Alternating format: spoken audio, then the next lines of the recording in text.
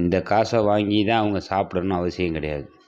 இன்றைக்கு அவங்க ஏகப்பட்ட அன்னதானங்கள் போட்டுக்கிட்டு இருக்காங்க. ட்ரஸ்ட்டு வச்சு கேப்டன் பேரில் நிறைய உதவி பண்ணியிருக்காங்க. அதுக்கு விளக்கம் கொடுத்துருக்காங்க.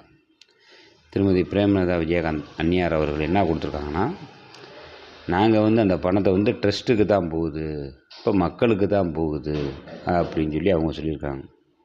இப்போ நம்ம என்ன இதில் விளக்கம் கொடுக்குறோம்னா, நம்ம ஒரு மதுரையில் பிறந்திருக்கோம், மதுரையில் தான் வசிக்கிறோம். மதுரை மண்ணின் மைந்தர் தான் கேப்டன் அவர்கள். இன்றைக்கு மதுரையில் புரட்சி கலைஞர் கேப்டன் அவர்களுக்கு சொத்துக்கள் இருக்கிறது, நிறைய சொத்து இருக்கிறது. அது வாடகை வசூல் பண்ணி இங்கேருந்து பணத்தை அனுப்புவாங்க மெட்ராஸுக்கு. அதெல்லாம் நாங்கள் பார்த்துருக்கோம். மதுரையிலே அவருக்கு நிறையா சொத்துக்கள் இருக்கிறது. இதுபோக பல்வேறு இடங்களில் சொத்துக்கள் இருக்கிறது, பணம் நிறைய இருக்கிறது. அவர் ஒன்றும் கஞ்சிக்கு இல்லாமல் அவருடைய குடும்பத்தை விட்டு போகவில்லை.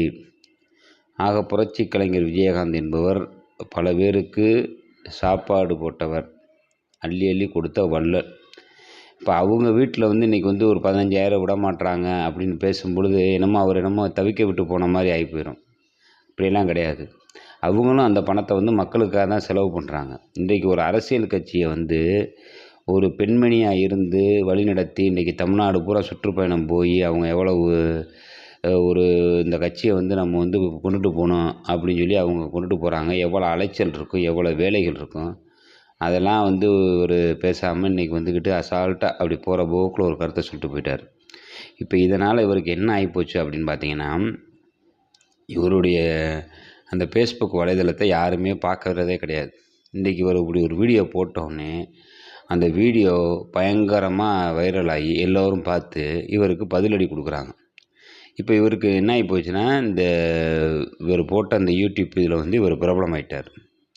இப்போ பாருங்கள், இதுலேருந்து என்ன கருத்துனா, நம்முடைய தலைவர் கேப்டன் அவர்களுடைய பேச்சை பேசி இன்றைக்கு இவர் பெரிய ஆள் ஆயிட்டார்.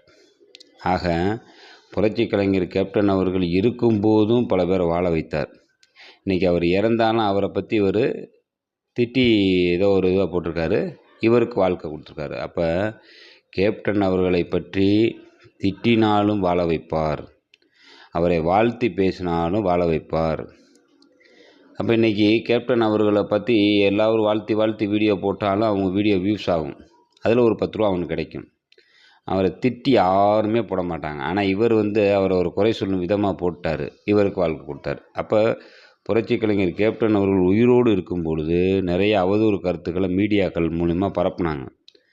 அன்றைக்கும் அவர் அந்த அவதூறு பரப்புனவர்களுக்கு இதை வச்சு காசு பார்த்தாங்க.